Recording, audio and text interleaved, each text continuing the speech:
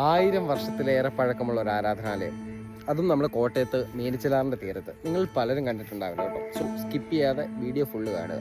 പറഞ്ഞു വന്നത് താഴത്തങ്ങാടി ജുമാ മസ്ജിദിനെ പറ്റിയാണ്. അടിപൊളി ഒരു പള്ളി. ഇത്ര സ്ട്രക്ചറുള്ള പള്ളി ഞാൻ ഈ അടുത്തങ്ങും കണ്ടിട്ടില്ലോ. അപ്പോൾ കാണാത്തവരുണ്ടെങ്കിൽ പോയി ജസ്റ്റ് ഒന്ന് കാണുക.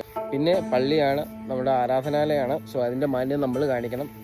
നമ്മൾ അനുമതി എടുത്തിട്ടാണ് അവിടെ പോയി ഷൂട്ട് ചെയ്തിട്ടുള്ളത്. സോ എന്തായാലും കുറച്ച് നല്ല വിഷ്വൽസൊക്കെ കിട്ടിയിട്ടുണ്ട്. അപ്പോൾ മിസ് ചെയ്യാതെ കാണുക. ഇഷ്ടപ്പെട്ടാൽ ഒന്ന് ഷെയർ ചെയ്യുക.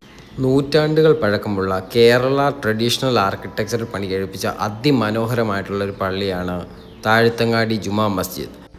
കേരളത്തിൽ ഇസ്ലാം മതം പ്രചരിപ്പിക്കാനെത്തിയ മാലിക് ദിനാറിൻ്റെ മകൻ ഹബീബ് ദിനാറാണ് ഈ പള്ളി പണി കഴിപ്പിച്ചതെന്നാണ് ചരിത്രത്തിൽ നിന്ന് അറിയാൻ കഴിയുന്നത്.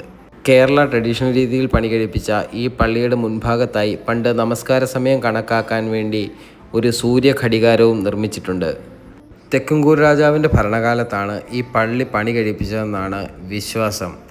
ഏകദേശം 6000 ചതുരശ്ര അടിയിൽ കൂടുതൽ വിസ്തൃതിയുണ്ട് താഴത്തങ്ങാടി പള്ളിക്ക്. പണ്ടുകാലത്ത് കൊട്ടാരങ്ങളിലുണ്ടായിരുന്ന തരത്തിലുള്ള കൊത്തുപണികളും നമുക്ക് ഒരുപാട് ഈ പള്ളിയിൽ കാണാവുന്നതാണ്. കൂടുതലും തടികളും കരിങ്കല്ലുമാണ് പള്ളി നിർമ്മാണത്തിനായിട്ട് ഉപയോഗിച്ചിരിക്കുന്നത്. ഒറ്റക്കല്ലിൽ നിർമ്മിച്ച വെള്ളത്തൊട്ടിയും രഹസ്യ അറകളും നിഴൽ ഘടികാരവും എല്ലാം തന്നെ താഴത്തങ്ങാടി പള്ളിയുടെ ഏറ്റവും മഹത്തായ പ്രത്യേകതകളിലൊന്നാണ്. കേരള സംസ്കാരത്തെ എടുത്തു കാണിക്കുന്ന അവശേഷിക്കുന്ന നിർമ്മിതികളിൽ ഏറ്റവും മികച്ച ഒന്ന് തന്നെയാണ് കോട്ടയം താഴത്തങ്ങാടിയിലെ ജുമാ മസ്ജിദ്.